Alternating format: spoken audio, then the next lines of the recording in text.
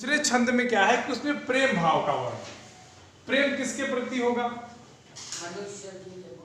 प्रेम किसी का किसी के प्रति भी हो सकता है। किसी, समझ गए?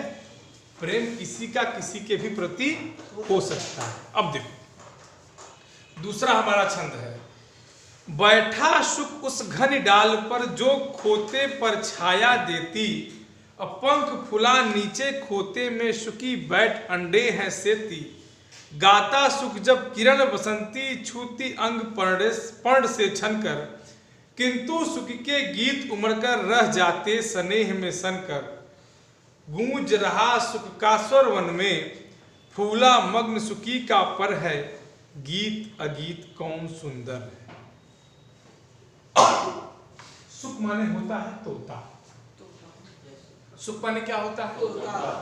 और सुखी माने होता है मादा तोता। तोती मत कह देना।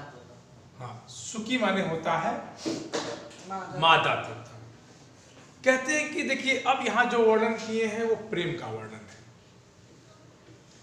कहते हैं कि बैठा सुख उस घनी डाल पर जो खोते पर छाया देती।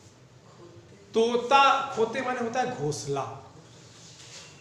एक तोता बैठा है एक पेड़ की डाली पर, और वो ऐसी डाली है जो उस डाल के नीचे घोंसला है, उस घोंसले को छाया दे रही है।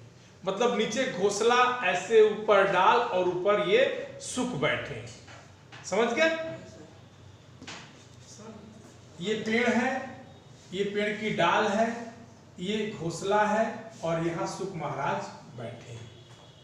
बैठा सुख उस घनी डाली पर जो खोते को छाया देती। बात समझ में आ गई? ये चित्रण है। अब पंख फुला नीचे खोते में सुखी बैठ अंडे है सेती। अब इसी खोते में, इसी घोंसले में एक पक्षी जो मादा तोता है वो बैठी है और अपने अंडे को से रही है, और ऊपर सुख महाराज डाली पर बैठे। बात समझ में आ रही है? एक एक लाइन में लगता है समझ में आ रही होगी।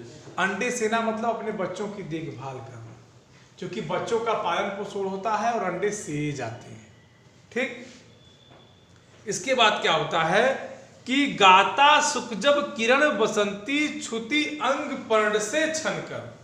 जब सूर्य की किरणें, इसी, जब यहां मान लीजिए सूर्य है, अब इसी सूर्य की किरणें जब यहां आती है और सुख महाराज बैठे हैं, और इनके पर्ण माने पंखे, इनके पंखे से टकरा के छन के जब नीचे जाते हैं, तो गाता सुख जब किरण बसंती, माने तब ये सुख जो है ये क्या करता है, ये इसके मन से मुग्ध होकर कुछ आवाजें निकलती हैं, गीत गाता है।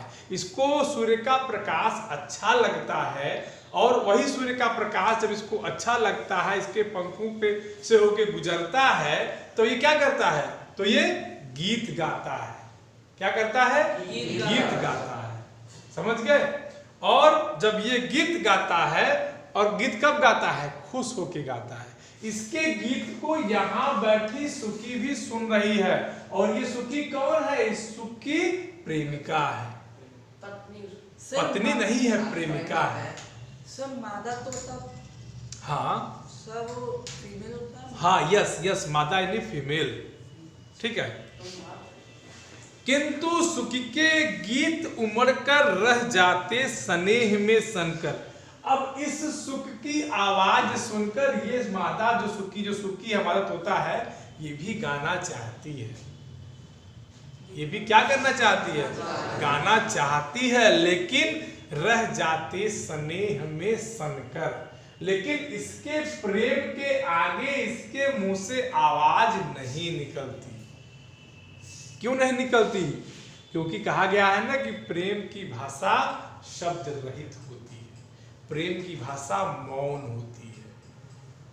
ये मादा सुखी जो सुखी है, ये सुख के साथ गाना चाहती है, लेकिन इसके प्रेम में विह्वल होके ये गा नहीं पाती। ठीक है। कहते हैं कि गूंज रहा सुख का स्वर वन में, अब फूला मगन सुखी का पर है, गीत अगीत कौन सुंदर है। गूंज रहा, एक तरफ तो सुख महोदय जो है कि संपूर्ण वन में खुशी से गीत गा रहे हैं, और दूसरी तरफ जो सुखी है वो भी गीत गा रही है, लेकिन कहाँ गा रही है? मन में गा रही है, और सुख के गीतों को सुन के मगन भी हो रही, तभी तो उसकी गीत गाने की इच्छा हुई। समझ रहे हैं?